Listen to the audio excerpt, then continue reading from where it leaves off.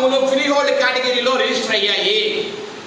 నేను ఒక్కడే సవాల్ విసురుతున్నా వైసీపీ బడా నాయకులకి, ఏ రోజైనా మీ సారథ్యంలో లేదన్నా మీరు ఏదైతే భూములు రిజిస్టర్ చేయించుకున్నారో ఫ్రీ హోల్డ్ కేటగిరీలో ఏ ఒక్కదానికైనా అసైన్మెంట్ కేటగిరీలో మీకు పట్టా ఇచ్చారా? ఇస్తే ఆ పేపర్లు ఎక్కడ ఉన్నాయి? రాజంపేట నియోజకవర్గంలో 2010-11 తర్వాత ఇంతవరకు ఏనాడు అసైన్మెంట్ కమిటీ అయిన దాఖలాలే లేవు. అసైన్మెంట్ ఈ బడా నాయకులకి ఎవరిచ్చారు? నందూరు మండలంలో ఒక వైసీపీ బడా నేత 50 ఎకరాల భూమిని రిజిస్టర్ చేయించుకున్నాడు. రాజంపేట మండలంలో ఒక వైసీపీ బడా నేత ఈరోజు అధికారం వెలగబెడుతున్న వైసీపీ తరఫున ఒక బడా నేత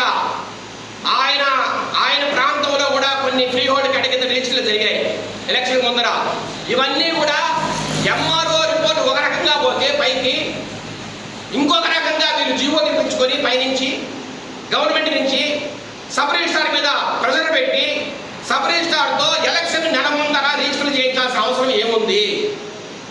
అంటే మళ్ళా వైసీపీ ప్రభుత్వం రాదు, మేము ఈ భూములు కోల్పోతాము కాబట్టి ముందే మేము కొట్టేయాలనే ఒక ఫీలింగ్లో ఉన్నారనేది మాట వాస్తవం కాదా?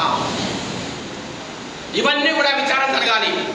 ఫ్రీ హోల్డ్ కేటగిరీలో రాజంపేట పట్టణంలో, రాజంపేట నియోజకవర్గంలో ఈ వివిధ మండలాల్లో జరుగుతున్న ఈ అన్యాయం అక్రమాలను ఇప్పటికైనా ఆపాలి.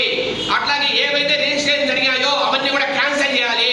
అట్లాగే ఈ వైసీపీ బడా నాయకుల చేతిలో ఉన్న 100 ఎకరాలు రాజంపేట మండలం, నందూరు మండలం, అట్లాగే ఒంటిమిట్ట మండలంలో ఉన్న ఈ వైసీపీ బడా నాయకుల చేతుల్లో ఉన్న 100 ఎకరాలను బయటికి తీయాలి. వీటికి ఒక హైకోర్టు మాజీ జడ్జితో ఒక విచారణ కమిటీ వేయాలి. ఇది అంత ఈజీగా జరిగే పని కాదు. ఇది చాలా జిల్లాల్లో విస్తరించి ఉంది ఈ నెట్వర్క్ అంతా.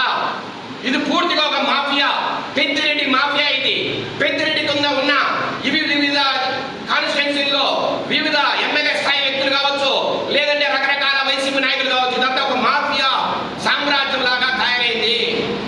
నేను ఒక్కటే డిమాండ్ చేస్తున్నా చంద్రబాబు నాయుడు గారికి అంటే లోకేష్ గారికి, సార్ దయచేసి రాయలసీమలో ప్రత్యేకంగా చూడండి.